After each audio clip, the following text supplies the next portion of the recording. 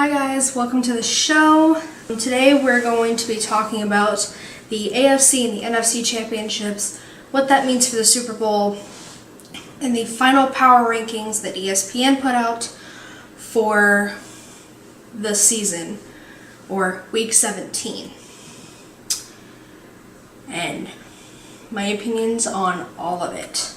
So let's just jump right in because there's a lot to cover here.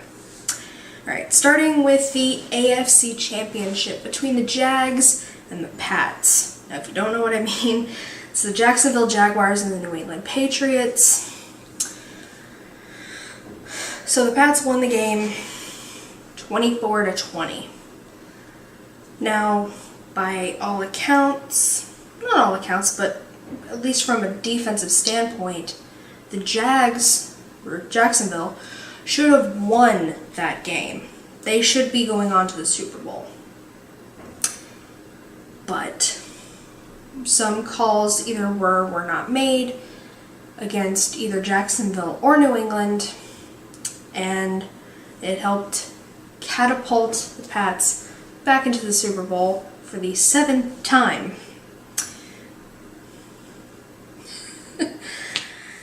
Okay. Now for the NFC Championship, the Eagles and the Vikings. Now, the Vikings should have won this game. Same reason that Jacksonville should have beat New England. But the Eagles powered through 38-7. So, now what this means for the Super Bowl. Eagles and the Patriots once again.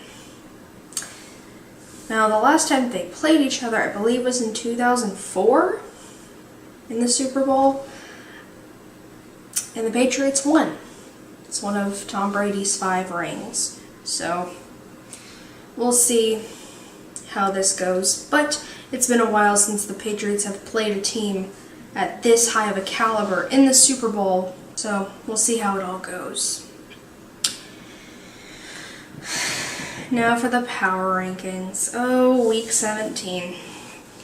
Well, we're going to start in descending order. So we're going to start with the Cleveland Browns. Now, what can I say about the Cleveland Browns that has not been already brought up or said, and everyone both in and out of Cleveland already knows? They earned the first round draft pick again. 0-16. Alright, number 31, the New York Giants. The Giants are going to get the 2nd overall pick this year in the draft, and that being the 2018 draft. And they had a good, strong start, and then they just fell flat. 3-13. Number 30, the Colts. The Indianapolis Colts. With the loss of Andrew Luck, it seemed that their luck had run out. But there was a bit of an ease to their schedule, but losing a big player on their team doesn't help. But there will be changes after the Super Bowl this year with head coaching changes. So may that bring in the winds of change into Indianapolis. 4-12. The Broncos. Oh, the Denver Broncos. So they had a fairly easy season when you look at their schedule as a whole, but that was tough to watch. John Elway, I am speaking to you right now, owner of the Denver Broncos. Your team needs work. You remember Tim Tebow? Yeah, the one that the guy that you got rid of because Peyton Manning wanted to come play for the Broncos. Yeah, maybe bring him back Might be a good idea. 5-11. The Bears. Oh, the Chicago Bears. Their schedule was difficult overall, but there are also going to be some coaching changes coming to Chicago. Whether this will be for better or for worse, time will tell. 5-11. Houston. Number 27, Houston. Losing a quarterback, especially your big franchise quarterback, hurts any team. It certainly hurt Houston with the loss of Deshaun Watson. And he could have really helped skyrocket them to at least be better than what they were this past season. But, as Florida Gator fans used to say, and as other teams always say, there's always next season. 4-12. Number 26, the Jets. Oh, the Jets. The schedule could have been easier for the Jets. Could have also been a lot harder. Now, they did have wins over They had a win over Jacksonville, they had one win over Buffalo, but then they lost to Buffalo, and they couldn't win against the other teams in the AFC East. I mean, the same way that the one win against Buffalo and the win against Jacksonville helped, the other losses hurt them. 5-11. Oh, the Dolphins. Number 25, the Dolphins.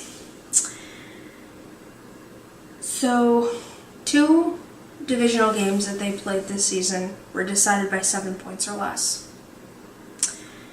But I will hand it to them that they played fairly well for having to play 16 weeks of football straight because of the hurricane that hit Florida around the time that season would be starting. 6-10. Number 24, the Buccaneers. Like the Dolphins, they had to play 16 straight games. Hopefully, Jameis will find a way to get his head out of his butt sometimes, because they didn't do as well as probably they should have when he started. They were 3-10 when he started. 5-11. Number 23, the Bengals. See, the thing about Cincinnati and another team that comes up later in this list, they both kind of just flew under the radar for me. They didn't do anything exceptionally bad, but there also wasn't anything exceptionally good. And they did fairly well. I mean, they spoiled another team's chance at the playoffs. So, 7-9. Number 22, the Raiders. Well, Jack Del Rio's out of a job. And the Raiders could have done worse, and they have. But everybody's going to compare it to last season. And last season was great. This season, in comparison to that, was bad. 6-10. 6-10. We just redo that. Okay. The Cardinals. Number 21, the Cardinals. After Carson Palmer's injury, they went 5-4. And they beat both the Titans and Jaguars. And they even spoiled the Seahawks' chances of getting into the playoffs.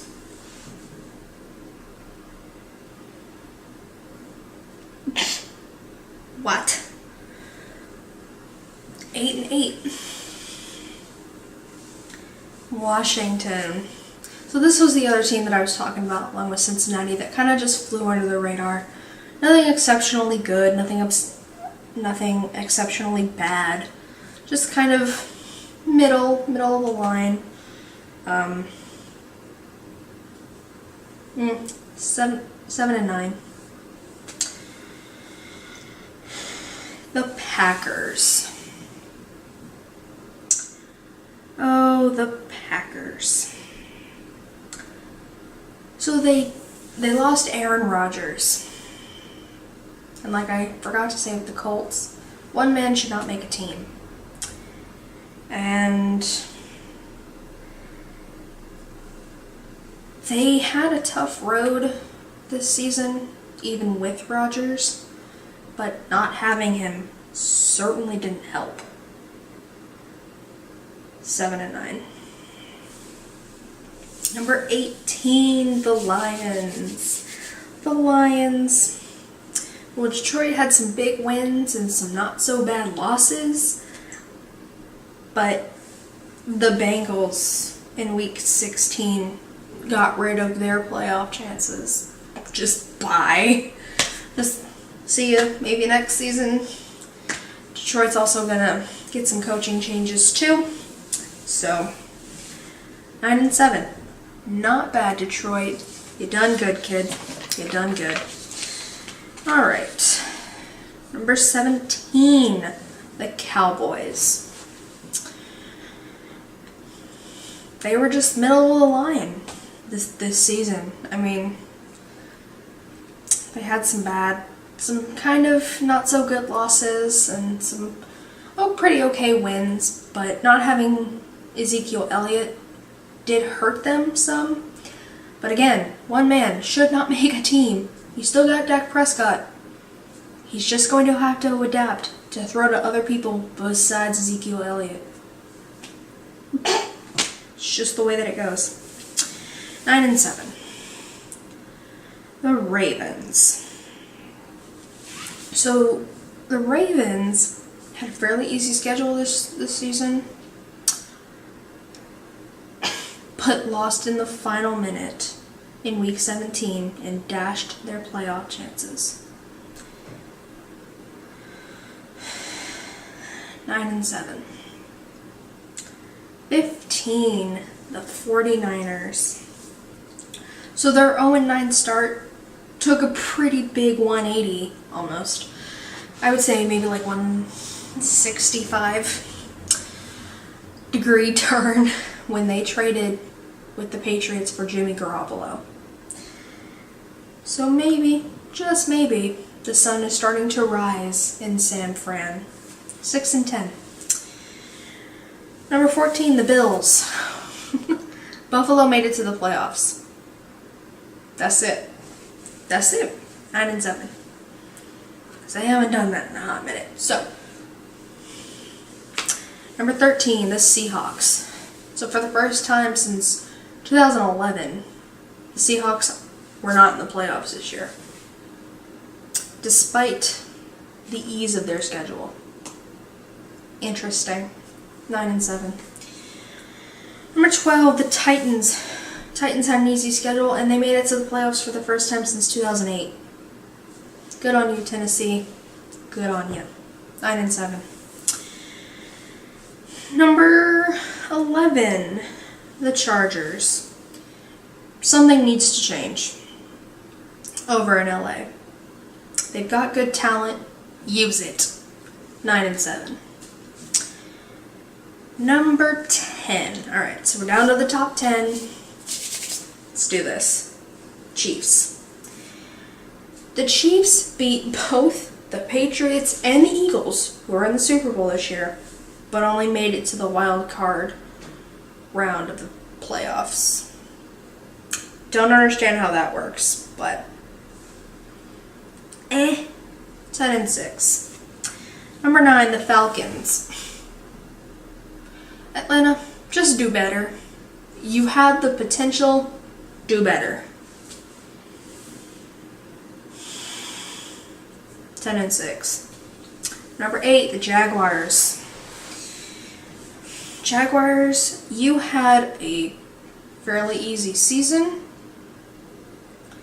You did well, But for those that were comparing, well, before the AFC Championship game, those that were comparing Tom Brady and Blake Bortles on playoff wins and losses, it's really hard to lose playoff games if you don't get to a playoff game. So yeah, of course he didn't have any losses in playoff games. He's never been to one until this year, which now he has one loss. So, 10-6. Number 7, the Panthers. Carolina flew a little bit under the radar on the field for me. Not so much off. Cam Newton, get your ish together. 5-11. 11-5. Final record for Carolina was 11-5. Number 6, the Eagles. Okay, I'm sorry, they're in the number 6 spot on this list, and they've made it to the Super Bowl. 13-3. Number 5, the Rams. So, things are starting to turn around for the Rams. That's pretty good. Good on them. 11-5. Number 4, the Saints. Well, who dat? The Saints. That's who dat. That was the right cheer for that. Okay. They had a pretty hard and a strong schedule, but they did fairly well. And they even won the NFC South. Good for them. 11-5. Number 3, the Vikings. So the Vikings had an easy schedule, but they had to work with a backup QB, which they did fairly well with doing that.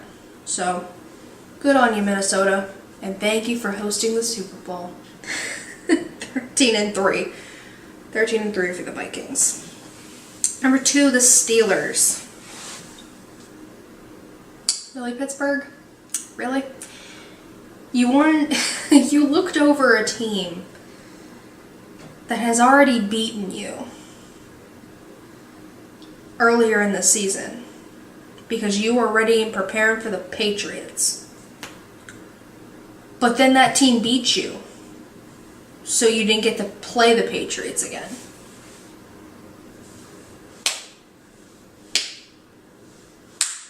Good job, Pittsburgh. Well, now you can look ahead to next season since you like doing that so much. 13-3. And number 1, the Patriots.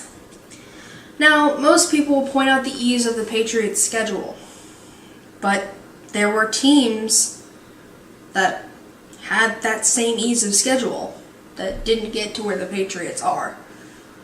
And they went 6-2 against winning teams. 13-3.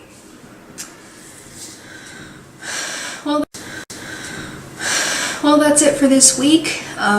Who are you rooting for in the Super Bowl? I'm personally rooting for the Pats. Love the Patriots. I'm going to try and keep it to where I am as unbiased to the Patriots as I possibly can be, and not hate on the Dolphins, Jets, or Bills too much because they're also in the AFC East with New England. So if you would like to watch some of my older videos, you can go ahead and click right down here. If you would like to watch my last video, which has nothing to do with sports, what? This is a new idea I'm trying. Just let it happen. You can click right there. If you want to subscribe, the bubble is down there. And so are my Twitter and Instagram handles. Feel free to follow me on there. And with that being said, I will see y'all next week. And next week, topic, NCAA football. This will be interesting. Anyways, see you guys next week. Bye.